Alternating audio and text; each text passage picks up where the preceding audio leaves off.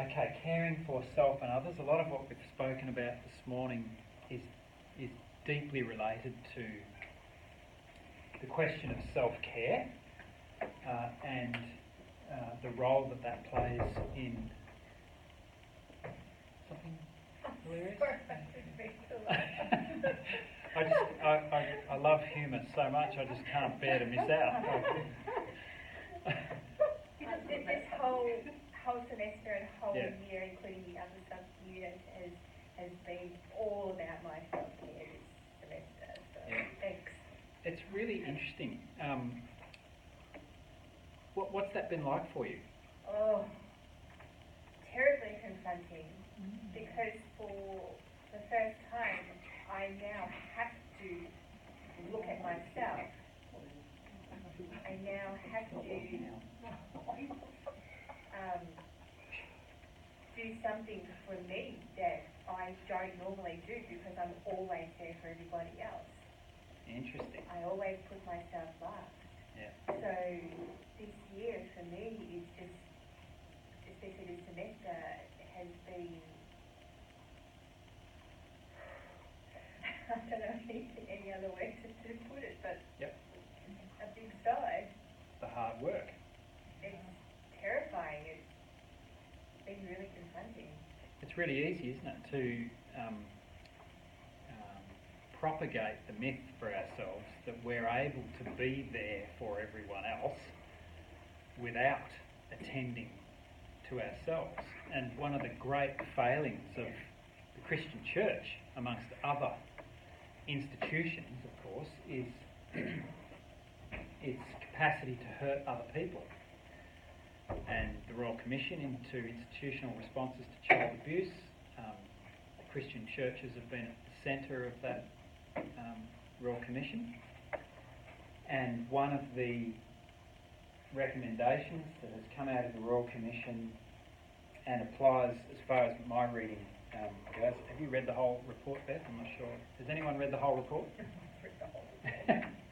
I've read quite a bit of it, and I've read the parts relating to churches, but time and time again, for each denomination, there's one recommendation that comes in common to all of them, and that is that all pastoral care practitioners representing the organisation and all leaders, pastoral leaders representing the organisation, must be engaged in ongoing professional supervision. What is professional supervision? I'm digressing already from the lesson plan, but that's okay. What is professional supervision? Would that be an accountability to somebody who perhaps is in a position that is maybe not paid, but recognised as a place of authority within your workplace, wherever you are? Okay, partly right.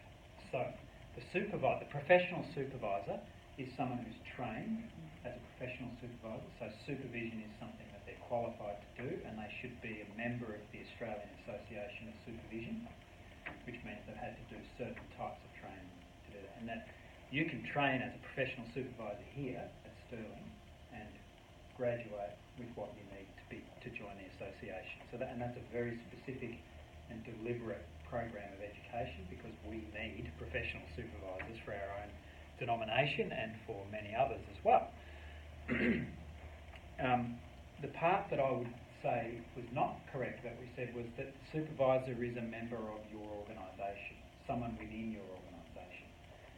Supervision that occurs within the context of the organisation you work for or volunteer for or whatever is line management.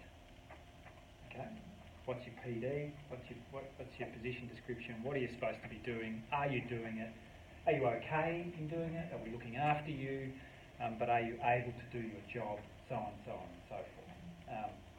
That's line management, and it's sometimes called supervision, but it's not professional supervision. Professional supervision should always occur with a supervisor who is external to your organisation.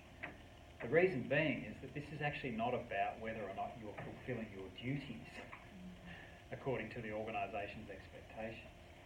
It is about forming yourself in what we've been talking about this morning, the disciplines of reflective practice, so that when you practice what you do, you are doing so from that reflective place of self-awareness, which has been shown to radically reduce the risk of you hurting other people in what you do. Not only does it improve your practice, so it builds your capacity to practice as a professional, to do what you do really, really well. It also builds within you the capacity to recognise the conditions in yourself that are leading you towards potential for harm to others and for harm to yourself. There are ways that we can harm ourselves. If I'm persistently being there for others to the exclusion of myself, I'm creating the conditions for burnout. And we'll look at that a little bit later.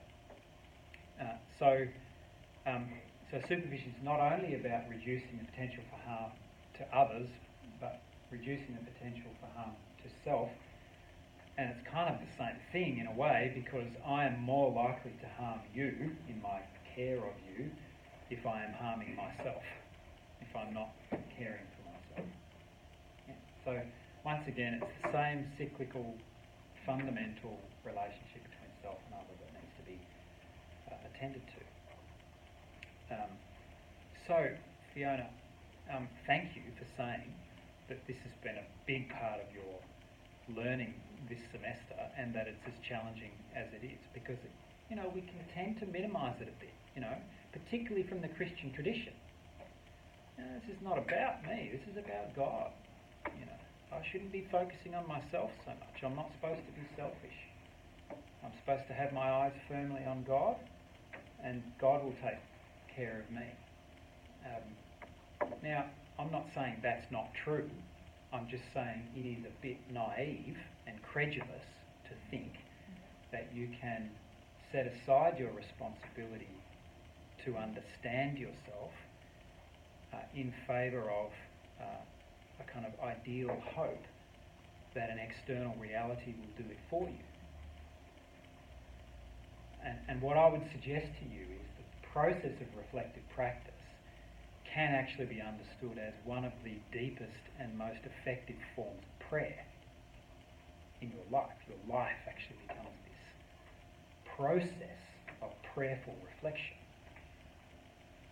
And as Christians, we believe that God is profoundly at the heart of that spiritual process.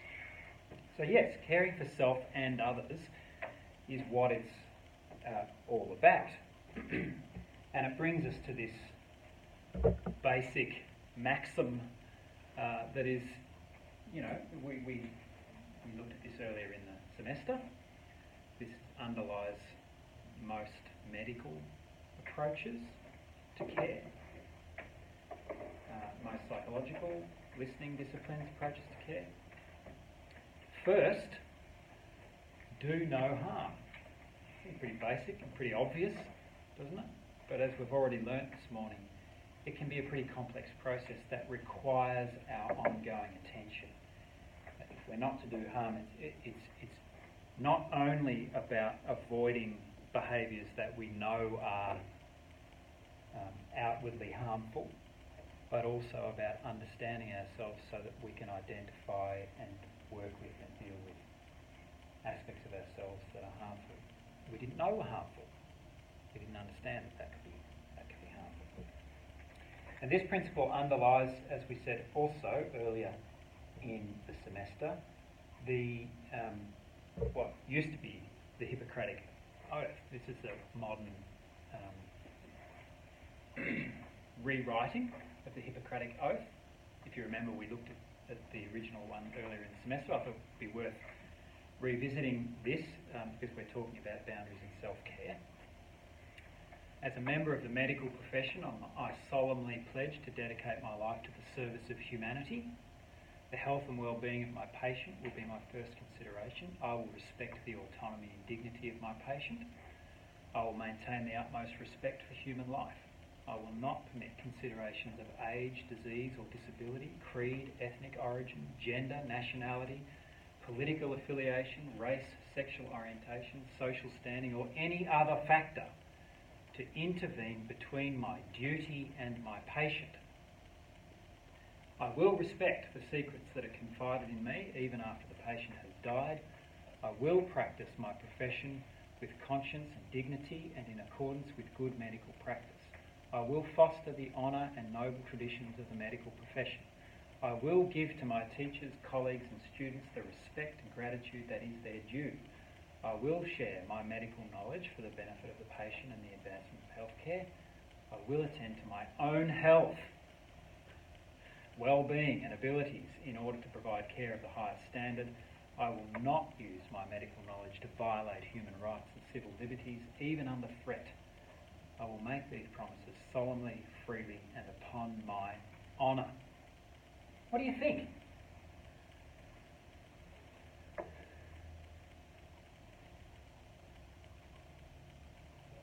How do you respond to that? And what do you notice about it?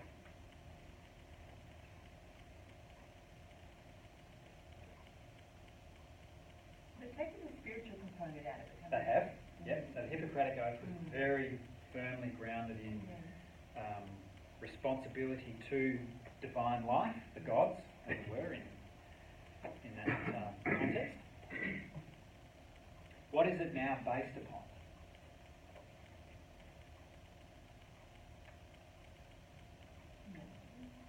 Yeah.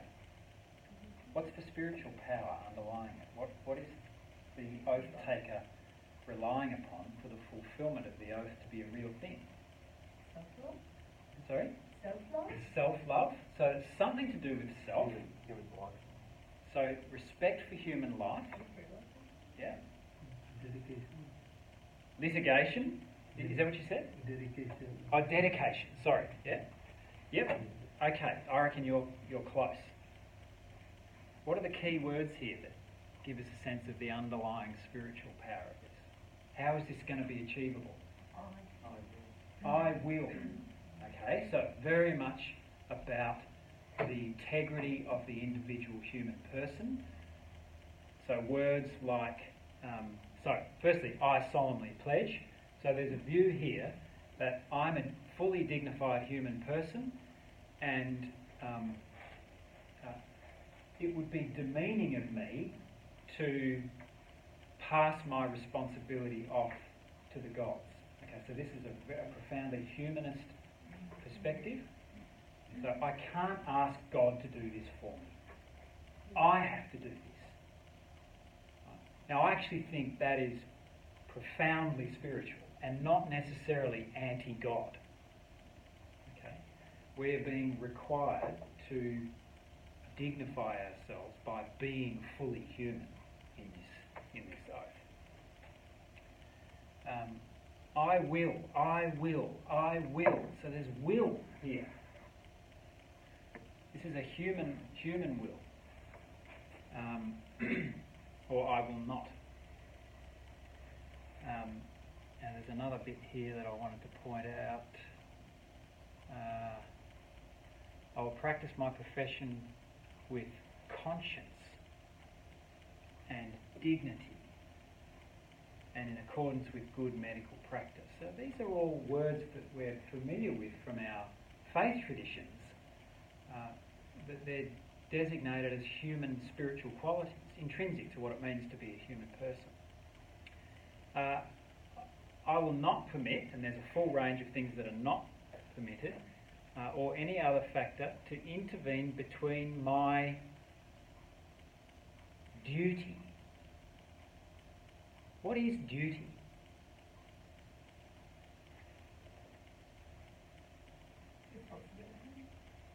Responsibility. What you're called to do. What you're called by, who calls you? Usually government organisation. Government organisation, the community that you're in. Yeah? So there's a social expectation that underlies duty. Is duty something that comes kind of naturally? It's just as part of, who we are because we're just being really authentic human beings? or what? The moral, the moral stage theorist, Kohlberg, drew up a developmental Yep. chart of Yep.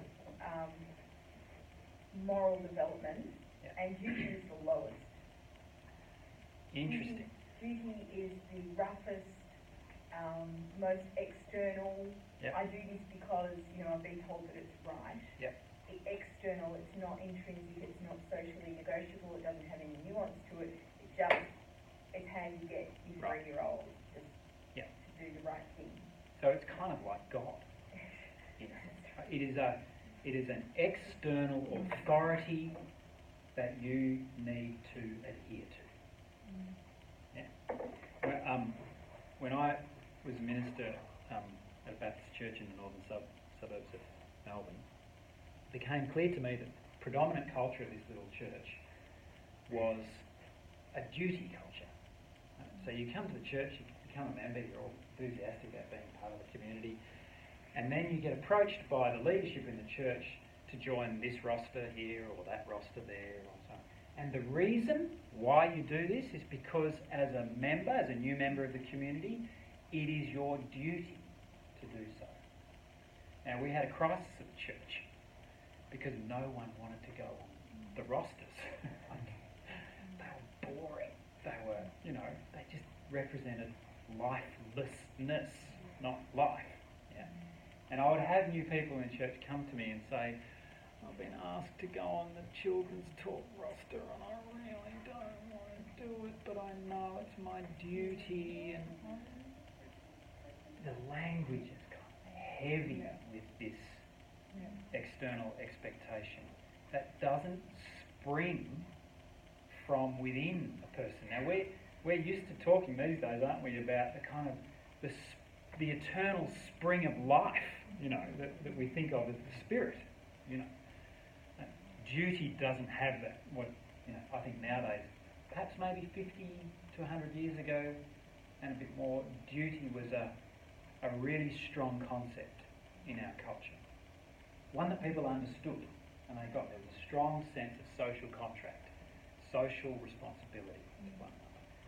What I was discovering as a young minister was this was a spiritually dead concept for most people who were coming to the church.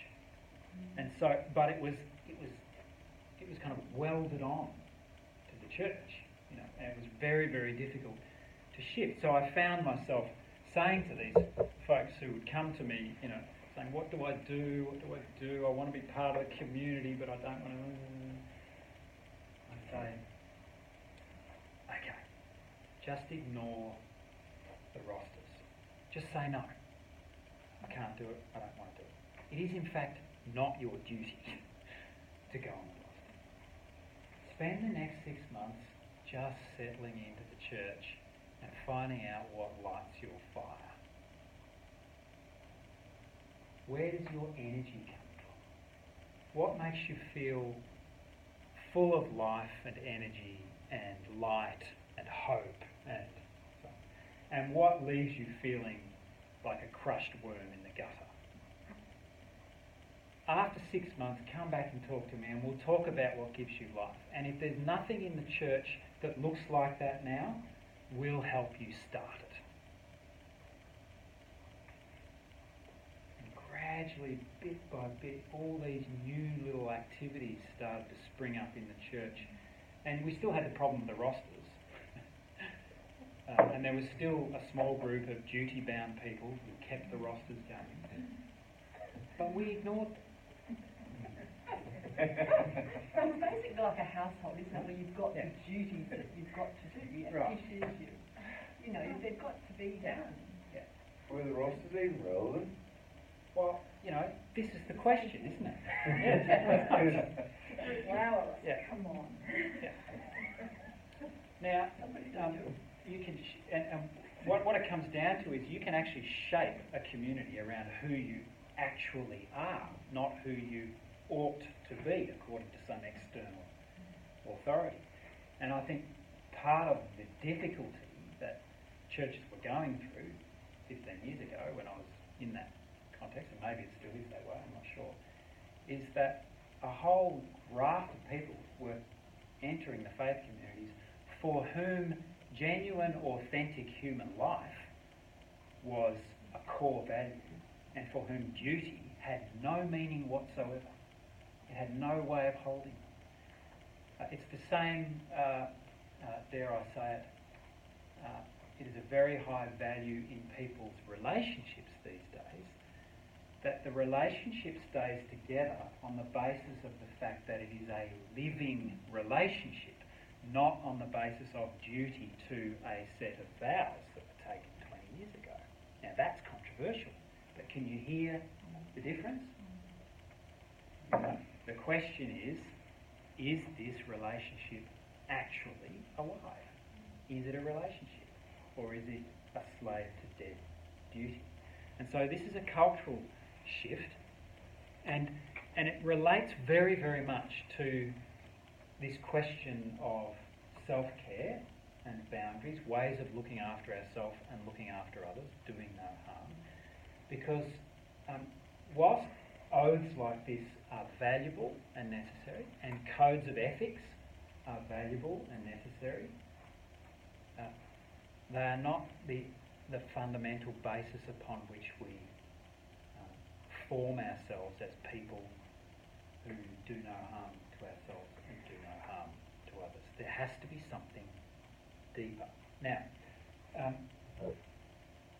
who is part of a Church of Christ faith community here? 1, 2, 3, 4. Have any of you read the Code of Ethics for Ministry in the Church of Christ? No. I don't think so. Yeah. I've got it here. I'll just end the slideshow and we'll go sideways. Where is it? It is here somewhere. I know it is.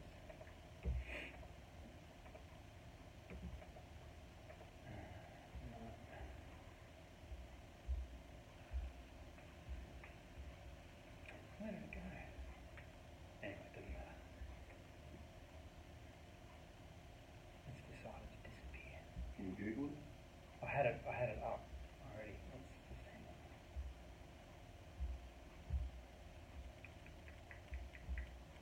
Don't worry about it. I'll put it on Arc.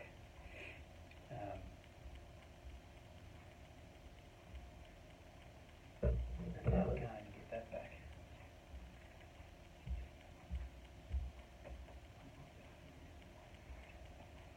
I'm going to find it.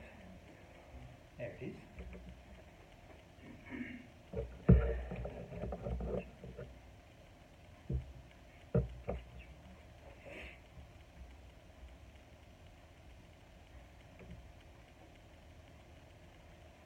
Okay, this is what a code of ethics looks like. And it's kind of similar to the Hippocratic Oath. This is, okay, we've decided together what constitutes the kind of behaviour that we need to share in that is going to protect people who are in our care, and it's going to protect us as carers, and it's going to protect us as a community as we seek to live and work and do faith and stuff together. Those of you who are not part of the Church of Christ, are you aware of a code of ethics in the organisations that you work for? You're not working in a Church of Christ. Sorry? I'm with Church of Christ. Church of Christ? Yeah. Bapcare? Have you read Bapcare's Code of Ethics? I wonder if there is one. I think there is. Of course there is. I have a feeling I've read this one. Let's look at the purpose. The purpose of this document is to define the personal and professional behaviours and ethical standards required of ministers within Churches of Christ in Victoria and Tasmania. The code is designed to help those to whom it is applicable to understand the responsibilities and obligations of working ethically in ministry.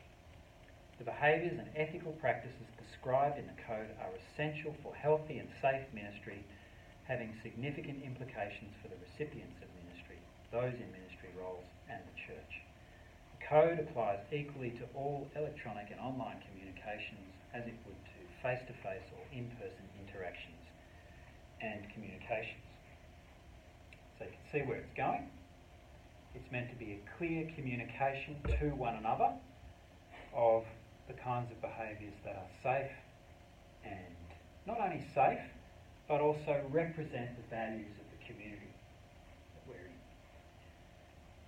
These kinds of documents are essential for us to read, to have in our drawer, to refer to, and to use as part of our self-care and self-assessment. Where am I sitting in relation to this? And there are all kinds of areas. Let's have a look.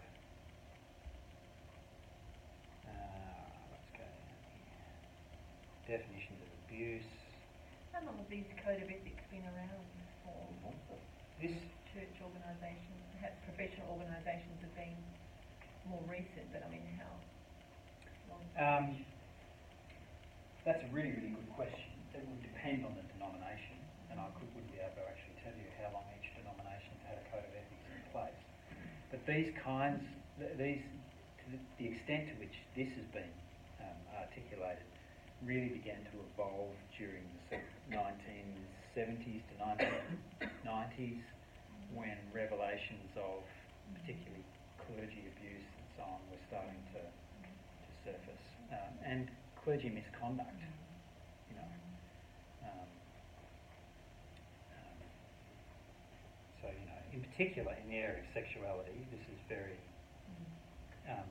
clear, very carefully explained. So, for example, sexual harassment means unwelcome sexual behaviour which could be expected to make a person feel offended, humiliated or intimidated. Sexual harassment is a type of sex discrimination. And sometimes, you know, these documents are important because sometimes we actually don't understand what our own behaviour is.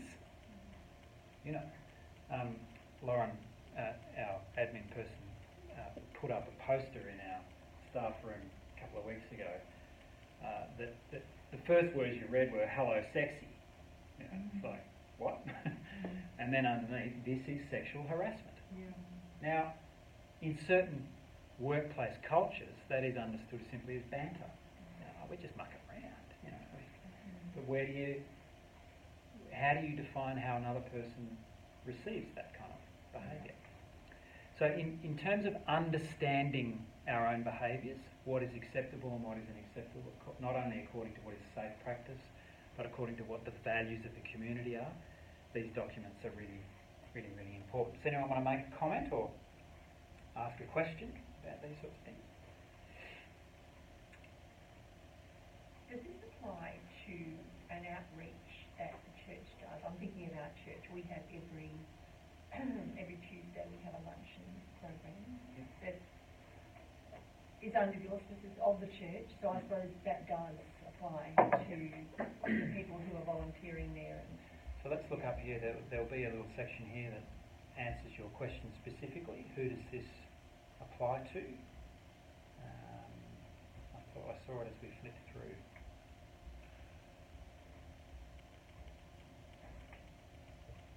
That's 1.2. 1.2? Yeah. 1.2. Back. Who does the Code of Ethics apply to? 1.1. There it is. Thank you. Just flicked straight past it. All ministers within CCVT, its affiliates, national partners and associated ministries. This includes but is not limited to senior, executive, associate, families, children, youth and student ministers, pastors, chaplains and church planters, in particular church planters. You can't trust them.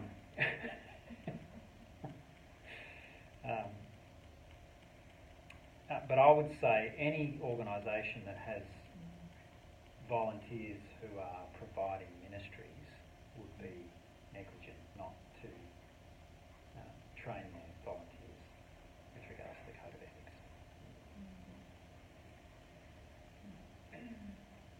Any other questions?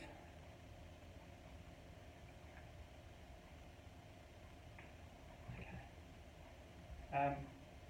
So, these are all forms of, in a sense, this is still a form of duty, isn't it? Because it is a code that is external to me, that if I want to work for this organisation, then I have to say, well, I will, in accordance with the oath, I will apply this to myself and to the way I behave with others. And it's perfectly appropriate and desirable. Play from the current slide.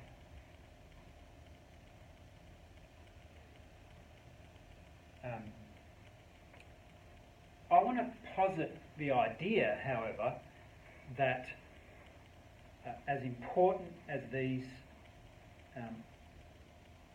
regulations that we share are to understanding ethical behaviour and safe behaviour and to doing it, they are not sufficient. Why would I say such a thing?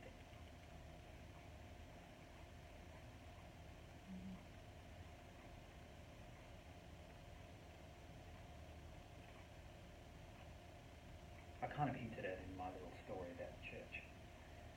If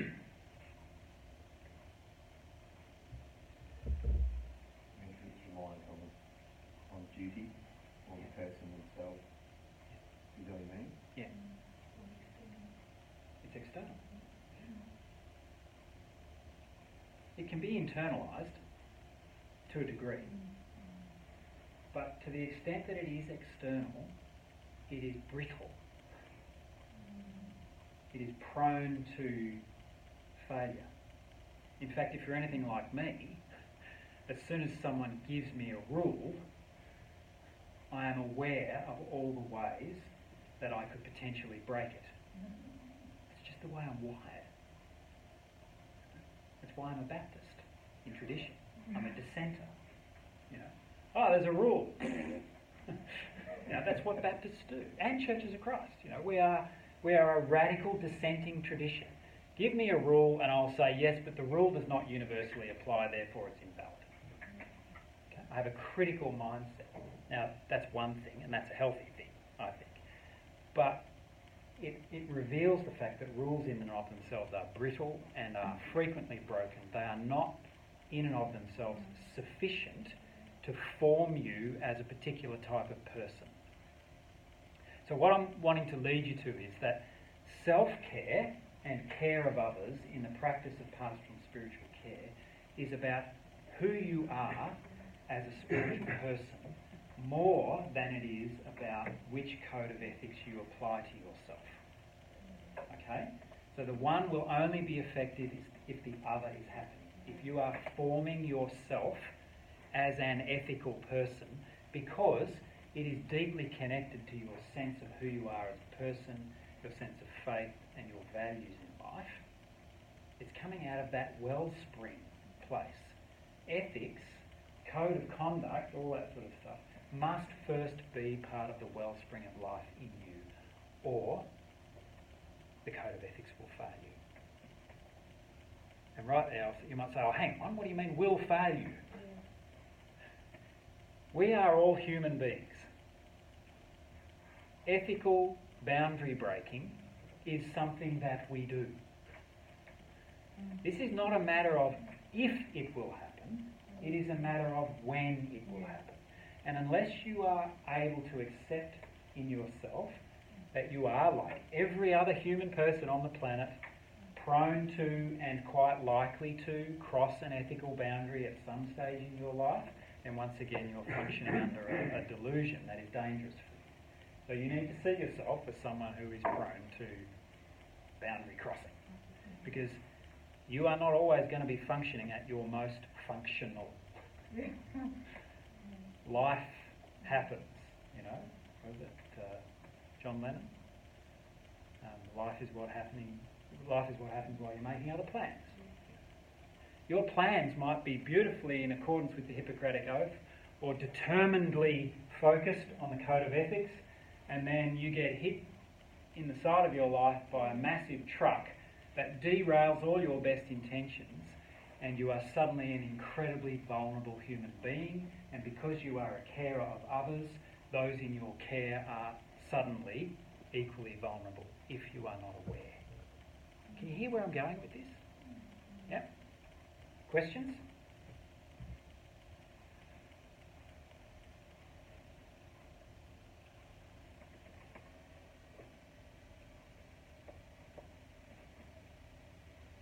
Okay, we'll keep going. because we're running out of time. And I want to tell a story after it's a bit late. I happen to be a great fan of debates between theologians and atheists. Let's really get into that stuff. I know it's a bit daggy, but there it is. One of the things that religious people, theologians, often say in defence of their own position is that if there were no God, there would be no morals. Because human beings are not intrinsically moral. They need the external in order to create a set of objective moral states of being to which we adhere. And the atheists say, that's a put down. You're telling me I can't be responsible for my own ethical behaviour. You're telling me that I don't have it in me to be a good person. And so the argument goes on and on and on. And the question is, well, what is the basis of moral behaviour? What is the basis of good ethical behaviour? Where does the wellspring come from? And many of us will want to say, yes, it comes from God. Where does God deliver it? Well, he delivers it, God, he. There you go, there's my gender-specific upbringing leaking out. God creates it as an intrinsic part of life.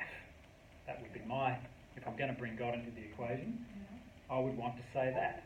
Not that God mandates it from some moral ascendant throne, but that God builds into the nature of life the urge or the tendency towards life.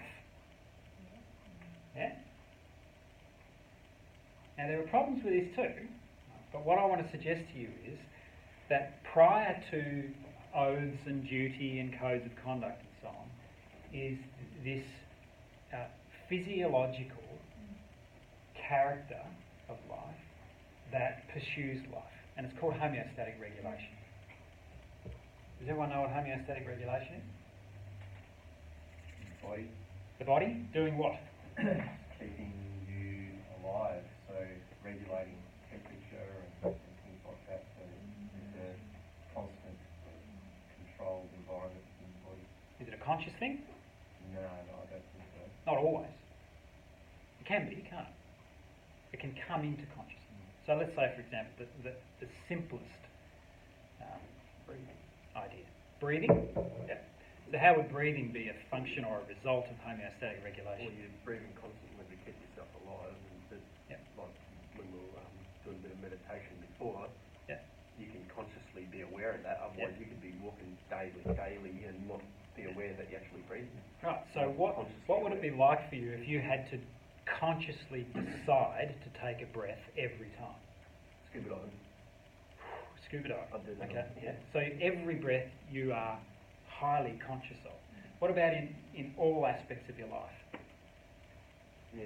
If you had to do struggle, that if all you had the to think time. about doing it, it'd work your brain a bit because you wouldn't be able to focus on everything all at once if you're thinking about that. So it's a great example of pre-conscious processes in your body that work towards keeping you alive. Yeah? So the idea of homeostatic regulation is simply this, and it's not this simple, but we'll make it simple. Let's say you have two lines. In between these lines are the conditions required for you to stay alive. Yeah? Anything outside these lines, and you'll die. So your body has inbuilt processes that chart course in here. Depending on what is happening in the environment, your body adjusts itself. The homeostatic sounds like it stays the same, but no, in actual fact, your body is constantly changing in order to stay inside these two lines. Okay, so the external environment changes, it gets cold. Without making a decision about it, my body responds. How does my body respond?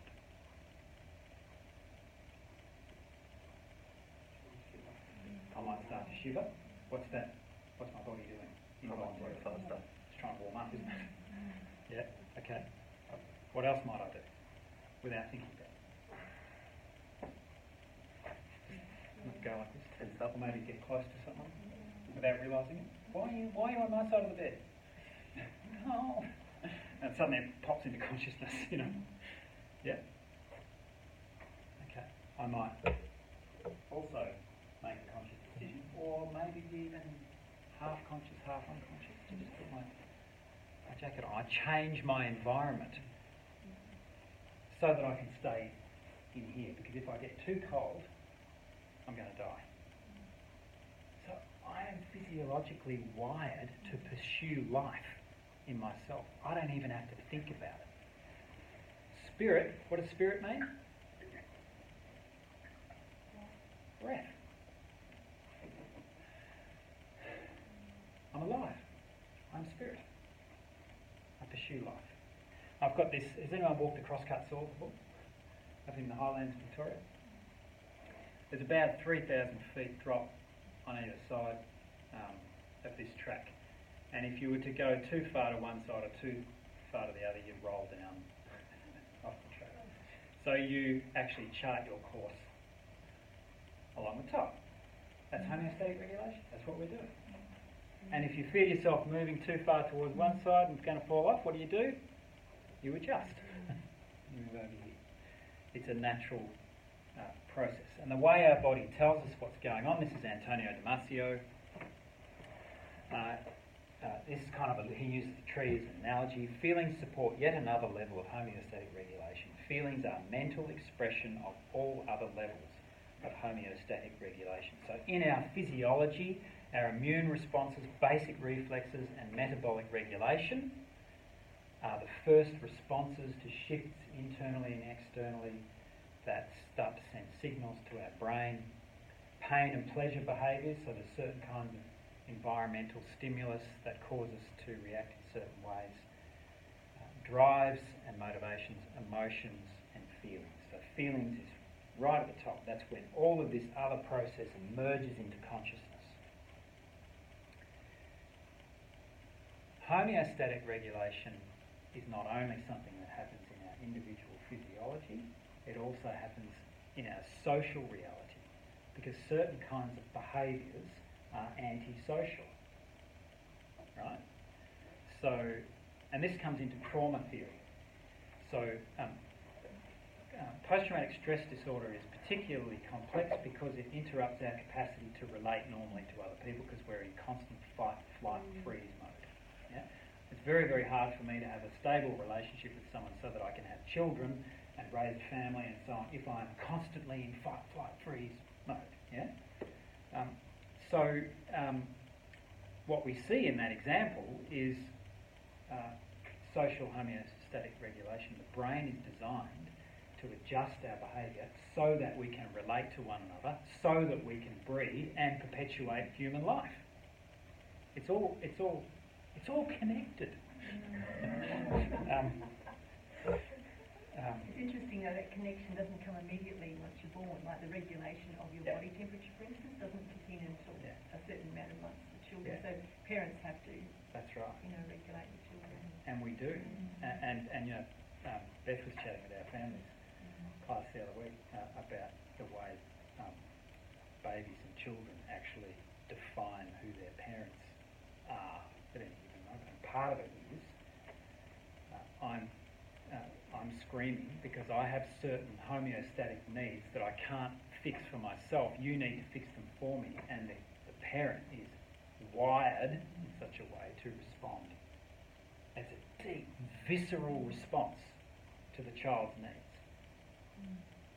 Now, the problem is, of course, that it takes time sometimes to learn what is life-affirming and what is life-denying.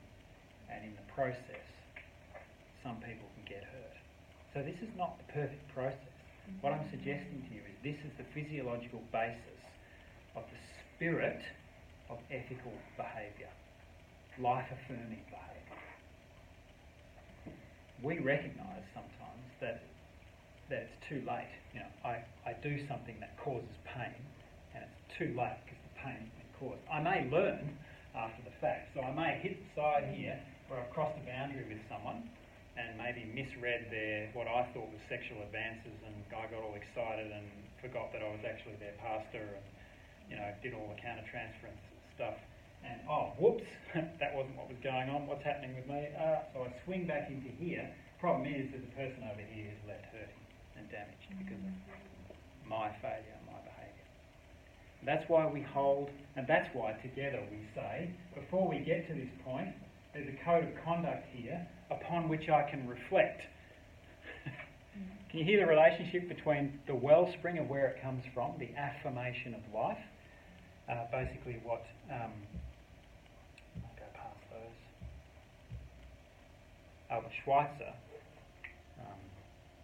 called the basis of spirituality, and that is the pre-conscious physiological structure of human beings as wills to live. But we are not simply wills to live in isolation, isolated organisms.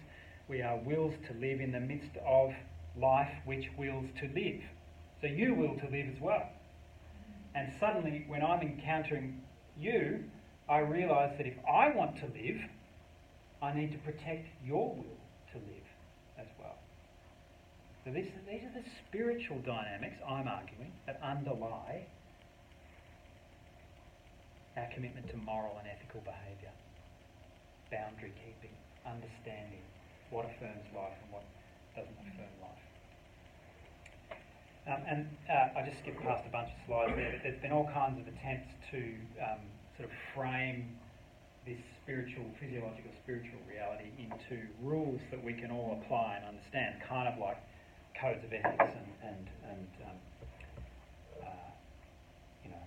oaths and so on. One of them was from Immanuel Kant, who said, this is the basic human imperative, but he formed it very firmly into the area of duty. It is our duty to act only in accordance with that maxim through which you can at the same time will that it become a universal law. So I will only do something if I think what I'm about to do could be universally applicable to everyone. Worth thinking on, isn't it? That's right. Yeah. So, if you apply, this is contextually difficult because in some contexts, of course, there are different types of families, different ways of relating within your tribe or whatever. And you may be perfectly happy to say, well, yeah, having, 3 husbands is perfectly okay, and I would will that to all people. But of course, just down the road, there's Joe Bloggs' tribe who thinks that that's anathema, and so you suddenly get ethical conflicts and different understandings of what should apply and what shouldn't. So good effort. It's not held in as high esteem as what it used to be anymore. Partly because we don't like duty anymore. We prefer spirit. And of course, there's the golden rule. Various different ways of saying do to other people what you would have them do to you. This is harder to get around. This one. This is a pretty good one.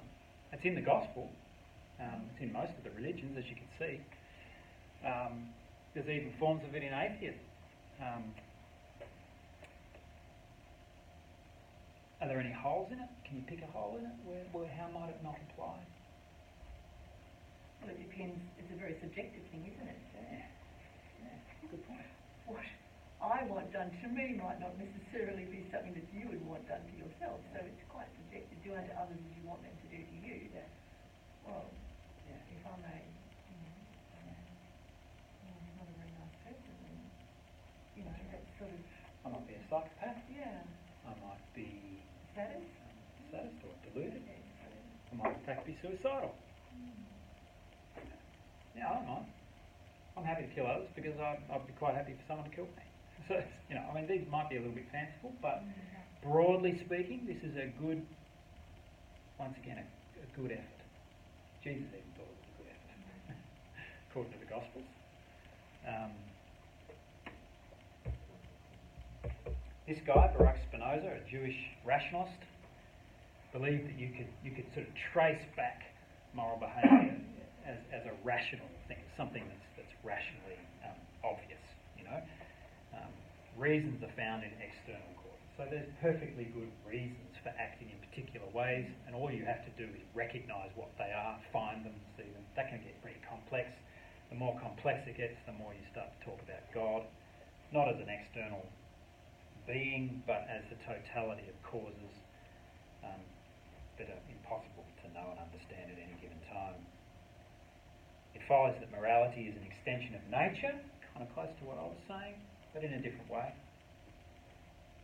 And then you've got Albert Schweitzer, who took some of that rational thinking and said, well, you can actually see this in physiology. He was a theologian who became a doctor and went and lived the second half of his life in Africa, treating sleeping sickness, and brought his theology and his philosophy and his medical practice together and trying to understand spirituality in human life. How do we foster, protect, nurture the wellspring of ethical behaviour? Do we simply say, well, I will abide by the code of ethics because I know that it's in my best interests of my will to live, so I will do this. I'll head myself off at the path. I'll stop myself from bumping into the boundary because I've reflected with my tribe on how I might do that. Is that new? It's part of the experiencing the fruit of the behaviour. So when you mentioned you go back and you think about the ethics and you experience the benefits of living that way, and that becomes more intrinsic. Yeah. So experience, human experience becomes a very high authority in the process of learning. It's risky though, isn't it? Because as we said, sometimes you can experience something and hurt is caused in the midst of the experience. Now the question is, can you avoid that? My answer would be ultimately no. Because human beings are constantly bumping into each other and learning how to behave around one another.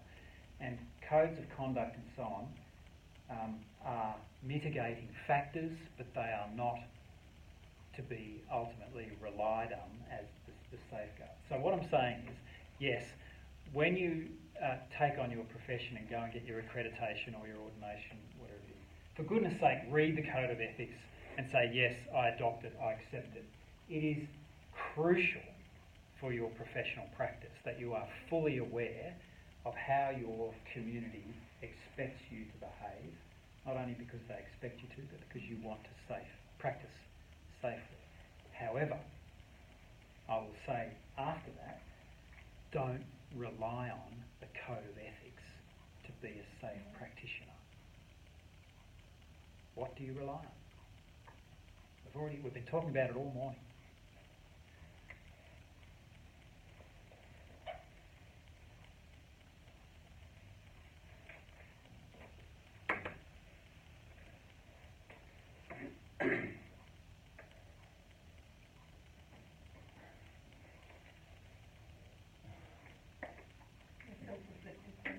Yep. I'm going to make it a bit more specific. So,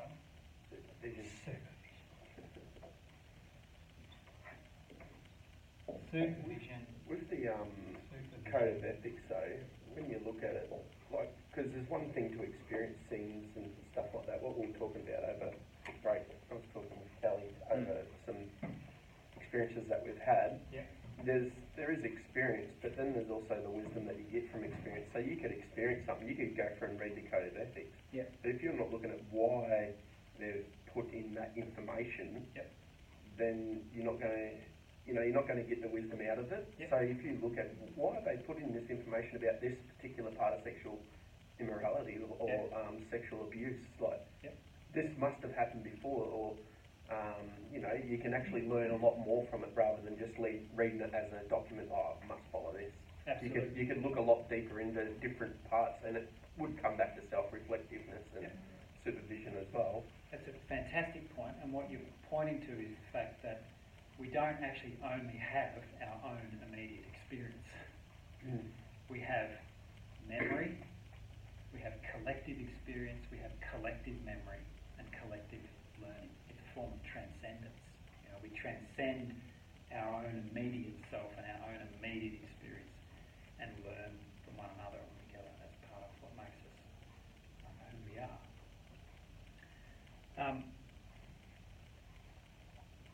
I'll repeat what I said earlier.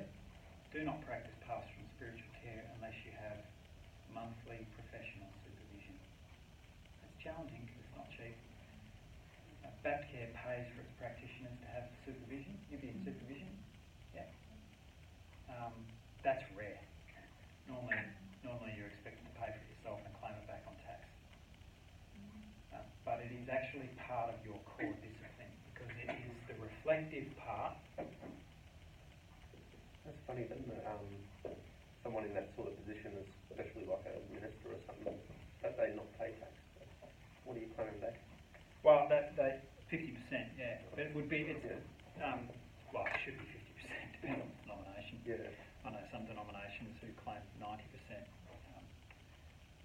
tax-free. Most of the ministers' wages were packaged up into the tax-exempt benefit, which is not really ethical, speaking of ethics, but it's open to interpretation. It's not ethical for the family. Yeah, that's right. It's not like a minister should be having external, Yes. really? Yes. Yeah, there's no longer any reason for any minister not to have external professional supervision. There's still a lot of resistance in certain denominations to this. Is all Church of Christ accepting to the outside supervision? Churches of Christ are moving towards very, very clear policy on supervision. Moving Yeah. towards it, but that's what But I'm asking. see, we're in a bit of a sort of transitional phase because Okay, yep.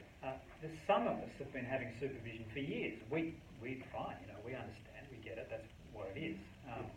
But many of us haven't, and there is strong resistance, particularly amongst hierarchical structured churches, where the priest is seen essentially as the supervisor of everyone else. So why would the priest receive supervision? It's in some traditions it's diverse. But of course what we've bumped into is an organisational situation where extreme harm has been done to a lot of vulnerable people, and the secular society has dragged religious institutions kicking and screaming into the reality of the situation, which is one of the key mitigating factors to harming other people is self-reflection, critical self-reflection. Now this is controversial for me to say as well, but we like to think sometimes, don't we, that the church is leading the charge with moral behaviour in our society. Sorry, it's just not the case. In fact, it has been secular institutions that have required of religious organisations that they smarten up their act, that they start getting it right. And this is, we've known about this stuff for years. We just haven't been doing it. And that's why I'm sort of standing here being a bit preachy about it, because we need to understand that it's not just a good idea, it is actually a core it's a core competency of your vocation that you be doing this. And that's why we dived right into this phase right at the start today, because we can see why it's not only valuable for good practice, for good care, but for safe care practice as well. Okay, now, a little exercise quickly. This is fun. Oh, this is going to be intimidating. Is this your story? I thought you No, were telling a story. if you do this quickly, we'll get to the story. This shouldn't take long. This is a little test that Alan Niven put together. It's a kind of a self-assessment. How am I going in terms of safe practice? Now, some of these questions won't necessarily be applicable to you, because might not be in ministry or in professional practice. But answer them as best you may. And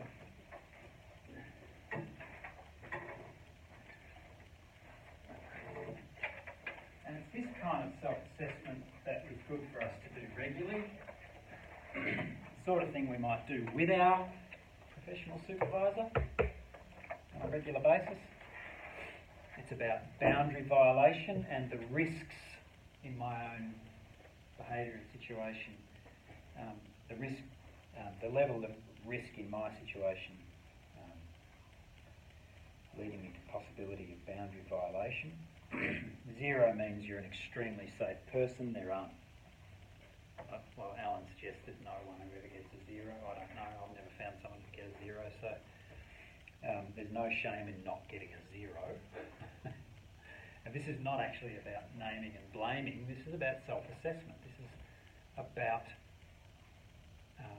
getting rid of the fear of self-understanding.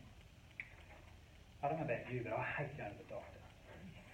The thing about going to the doctor that bugs me is that same thing that bugged me as a kid when I bumped into someone who had leukemia. That is, what if something's wrong?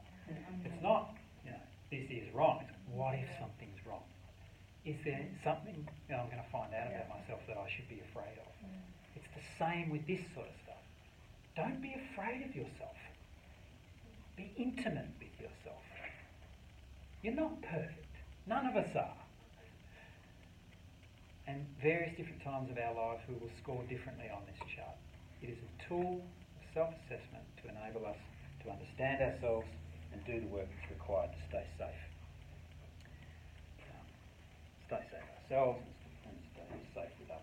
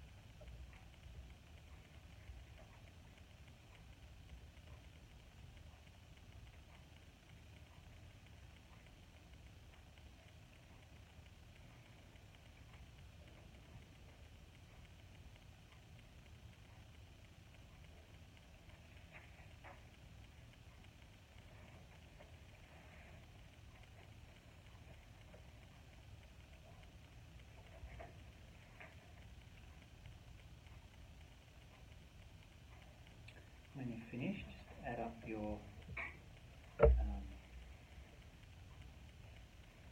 ones.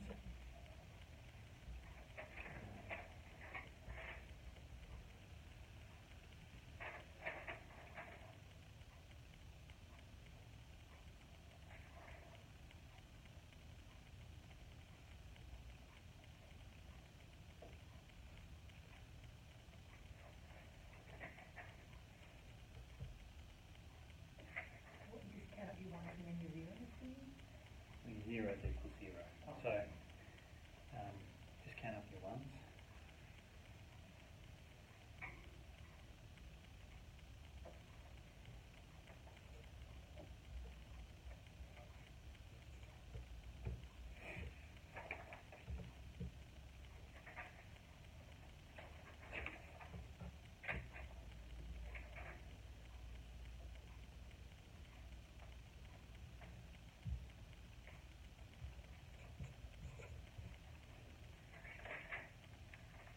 There you go. You done?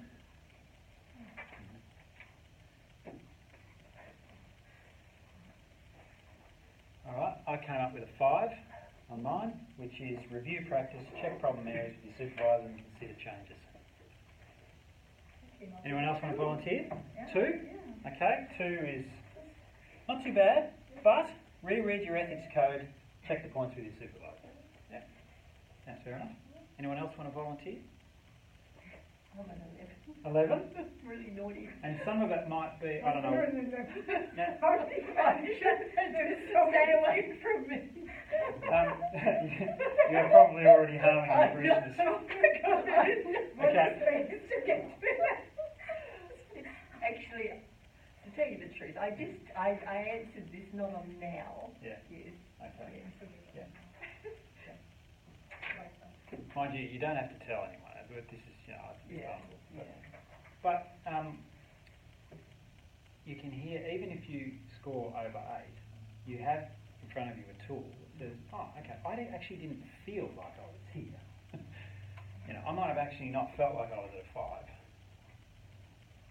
You get really, really good at being brutally honest with yourself. So the more you go along with this, you kind of get comfortable with giving yourself a higher score because push, to go along and get the work done. This is always a tool of self-assessment. So, okay, some of the things that I've put a 1 next to here need attention and supervision. Now imagine if you never did this and you never went to supervision. How would you become aware? You may become aware after you hurt someone, or you in fact may not become aware after you hurt someone, because people who get hurt don't always share.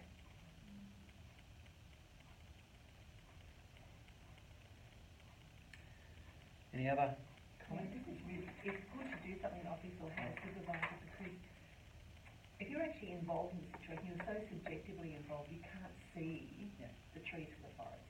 Someone who is subjectively with you.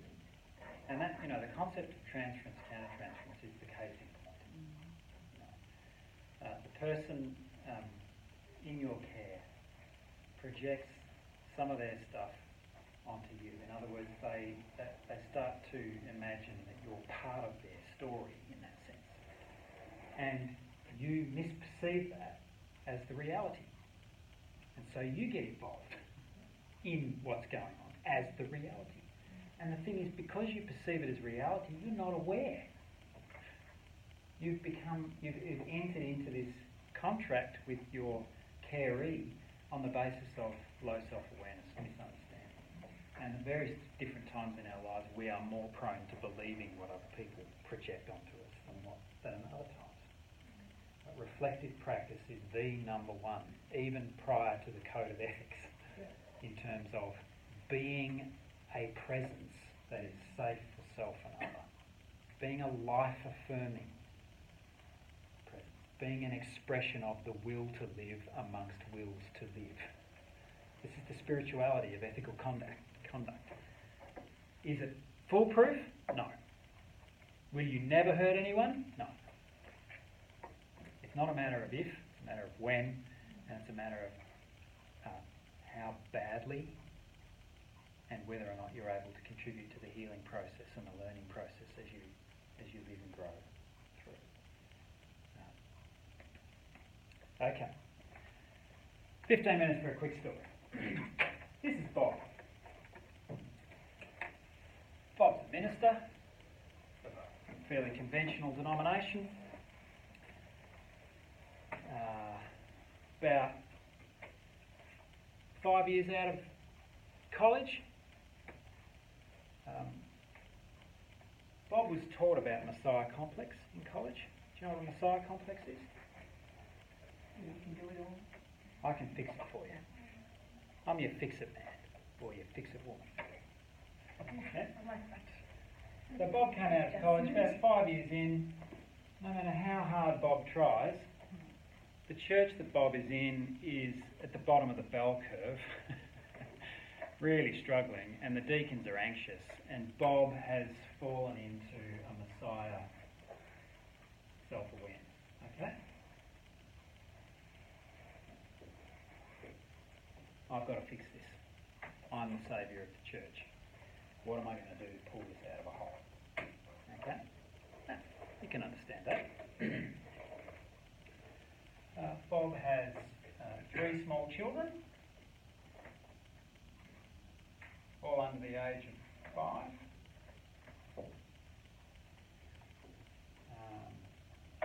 Bob is still studying a master's degree. Oh, by the way, Bob is also studying spiritual direction. And working 4 days a week in the church. On a pretty low wage. Yeah?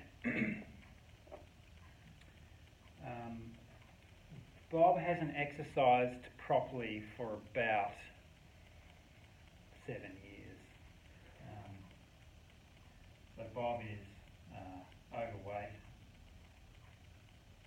and on days of heavy workload is often to be seen sneaking across to the bakery to get an apple pie or something. So Bob eats to cope with stress. Yeah.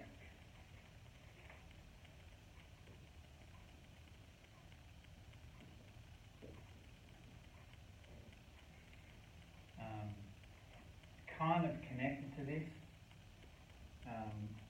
Bob is experiencing high levels of anxiety. Not really aware of it though, you know. Bob just occasionally finds that it's difficult to make a decision. And that's kind of the only sign of anxiety. So he doesn't necessarily understand himself as an anxious person.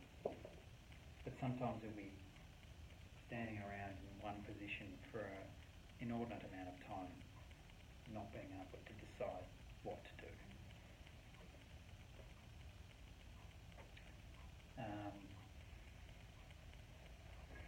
Bob usually writes Bob's sermon at 4 a.m. on Sunday. In fact, 4 a.m. on Sunday is one of the only times in the week that Bob is alone. Bob really values this time, but it is a high stress time, because the sermon's got to be preached in approximately 5 hours.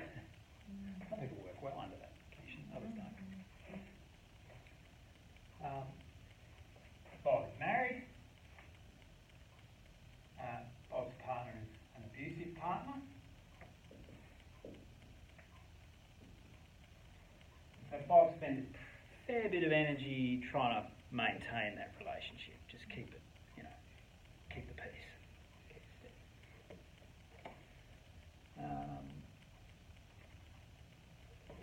Bob also has some denominational duties. Bob's on about 3 denominational boards.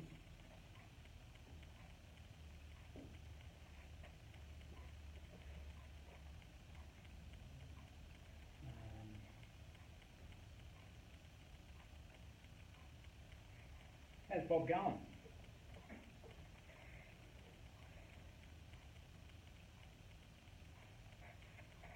He doesn't have a supervisor, does he? No. What's his job? He's a minister. Yeah, church minister. Bob's a basket case. And Bob is bomb waiting to go. A bomb waiting to go off. Quite a typical pastor. A typical bomb waiting to go off. Maybe not necessarily abusive wife, Yeah. maybe not, but Yeah. a lot of those other elements Yeah. are very common with pastors. Yeah. Yeah. What were you going to say, mate? Oh, he doesn't have cancer. Doesn't have a counsellor? That's right. Doesn't have a counsellor. Because he's the Messiah. Who's saving the situation? not someone else. Bob's saving the situation. Yeah, That's probably according to his job description as well. I'd say they're probably hired in to high bring expectations. in new people Yep. to, you know, Yep. trying to keep up with what the expectations Yep. are. So related to this, you know, Bob is hearing and receiving a lot of criticism, which is related to to the church anxiety. You know,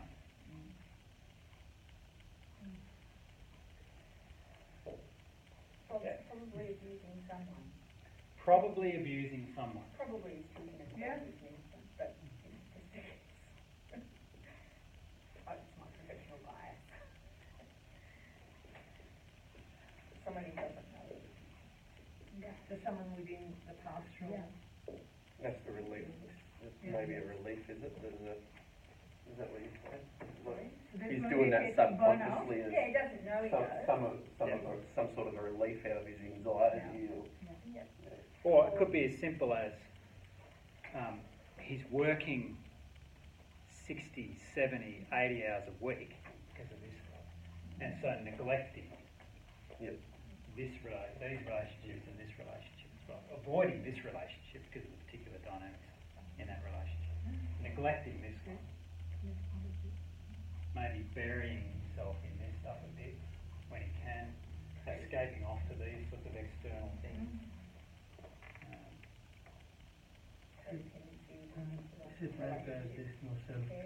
Sorry, codependency in care relationships. Yeah, someone Yep. who he thinks is really helping a lot, but, you know, like this, Yep. he's attracted to, Yep. maybe not sexually, Yep. maybe sexually, Yep. but attracted to the, I actually feel like I'm actually making some headway here, Yep. whereas everything else is gone. Yep. Yep. Crap. So this relationship feels like it's got energy and life. This person understands me. They get my program. They're helpful. They're not obstructive. Yeah. So there starts to be buy-in to a deeper investment into another relationship, maybe. Yep. Anything else you might want to say about someone like Bob? So it's interesting when you said 4 a.m. that's when he prepares his sermons. I would have thought within the job description that they would allow for time for that for him. Or do you think he's just filling it? They may have done that, but he's filling in that time with something else. So it's a really, really important point.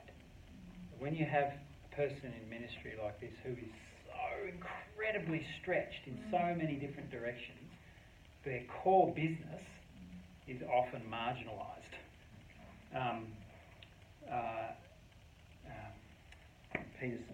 Eugene Peterson in The Contemplative Pastor, beautifully writes, the busy pastor is the lazy pastor. Because the busy pastor is too busy to attend to their vocation.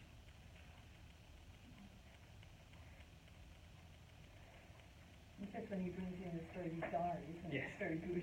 What is the most authoritative Yes. document in the world? His diary. The Bible. No. Your diary. If you are able to say to people, sorry, I've already got something in the diary, they'll just automatically accept it and say, well, can we make another time? And for you, what's in the diary might be 2.5 hours with Paul Tillich. You know, reading Paul Tillich. Or 3 hours down at the gym. That's your authority. So there are ways you can... But that requires some level of self-awareness, doesn't it? Bob is not in supervision. He's training in spiritual direction, right? So he's training himself to listen to other people and perhaps deluding himself that he's doing it pretty well. And he's getting supervision as a student, but not as a minister. Yeah. Now, let me ask you a question. If Bob was your pastor, and you knew this about Bob, would you go to Bob for pastoral care?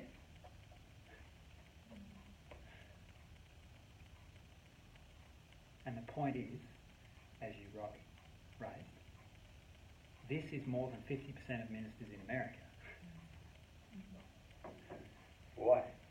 The statistics show that over 50% of ministers in the US burn out for reasons like this, similar to this. I mean, this is a kind of a Brief. a collective of possibilities that occur in any minister's life or any carer's life.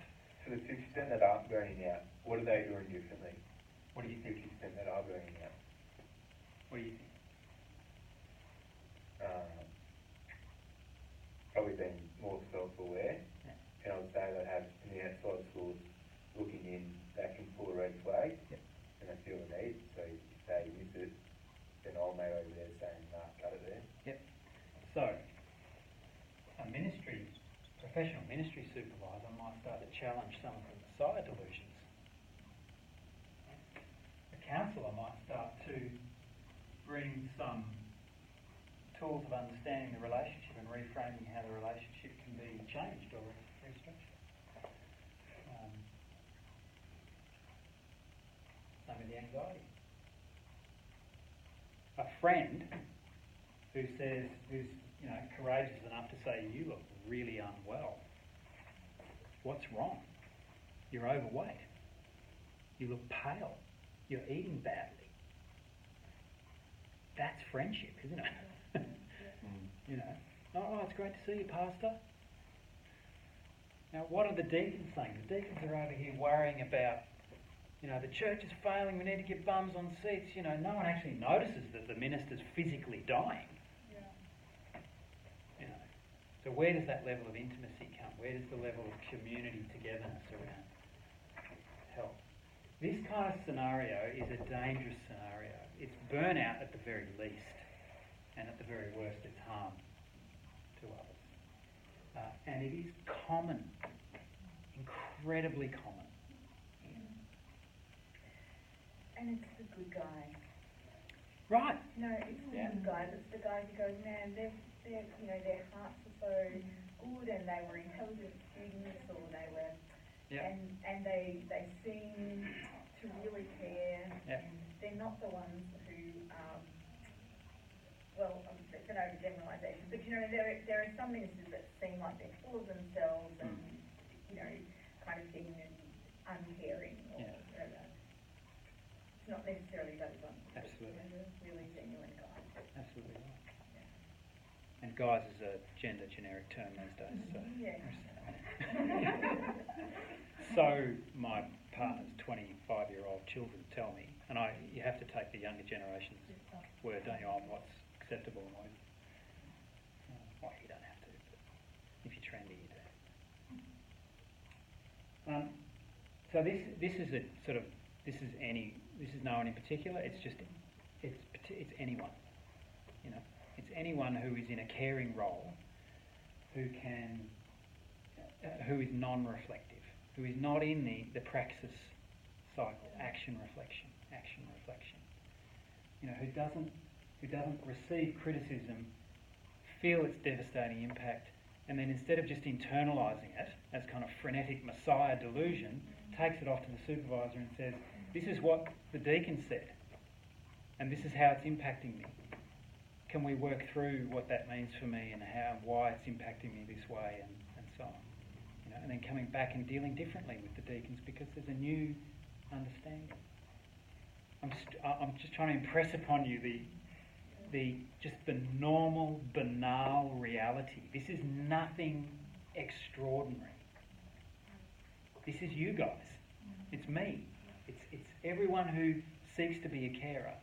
We all have families, we all have misunderstandings about our roles, we all have aspirations to study and further ourselves, we all have strange types of relationships with others, we all have aspirations to power in our organisations. These are all just normal, banal parts of human life.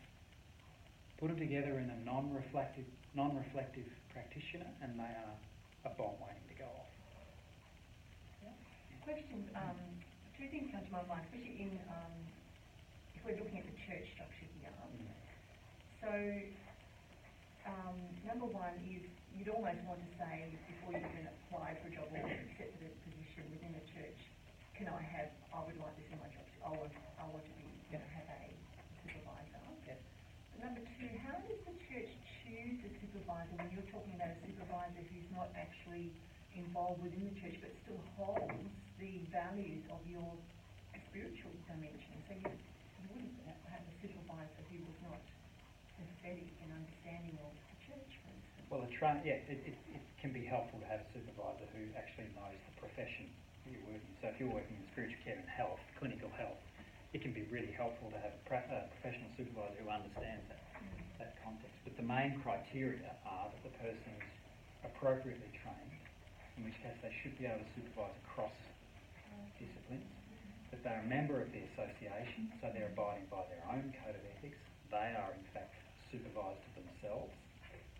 If your supervisor ever says, "Oh no, I'm at the top of the tree, there's no one else who can supervise me," you should be out the door and no one should be able to see you for dust, because it means your supervisor is a non-reflective person.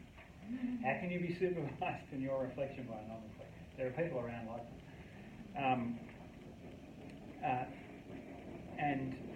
So those should be the basic two criteria, that you can see that they've been appropriately trained, that they're a member of the association. The rest of the criteria are around, is this a person you can work with? So I would suggest the organisation does not choose the person to be your supervisor. You choose the person to be your supervisor. The organisation can require that those criteria are met. Yes, we'll pay for it, but it has to be this type of person. And you go and find that type of person, but someone who you can build rapport with and trust, and actually be able to say things like, I'm not coping in my marriage, or, it's affecting the way I'm working, or, whatever. Yeah. We've run out of time. Just a question too on our verbatim. I couldn't get onto the online. It wouldn't download. Where's Is everyone else the having that video? problem? I can't find the video on the site. It'll be the videos. I just watched it online. The video is, there's a link to it's called the BBC recording, Blackboard Collaborate, which is the online thing. And I'm pretty sure I put it under the online resources folder. Yeah, Last it's week. actually above my review, where is that thing, above the folder. Yeah, before the I'm lectures. looking under them. Oh, Yeah, it's just a red line, you'll see Yeah, it. yeah. And I'll it's send just you a link. Okay. Yeah, I'll double check that it's there, but if you go into the online folder. No, it's there, I see Yeah, it. yeah, cool. So you got better eyes. This was just a fleeting introduction to this. Can I just say, this was just a fleeting introduction to this topic. You can do an entire course on supervision, and this is just by way of saying this stuff needs to characterise your practice until you retire. It's not something that you suddenly get, signed off on the code of ethics, I'm done. You should characterise your practice. Yeah. So you'll be good practitioners. Now, I can take these away and burn them. So I'm on that now. Can you quickly show us where you're talking? Just to clarify. And I was going to say somewhere or another way. See everyone on So that's the word. week 2. Yeah. Alright, Thanks, okay. Chris. It's week 10 you're looking for? Yep. Oh no, hang on, it's in here, so Right. community skills, so, In week 9, yep. yeah, so go under online student resources. I was looking at week. Online seminar recording, so click on that.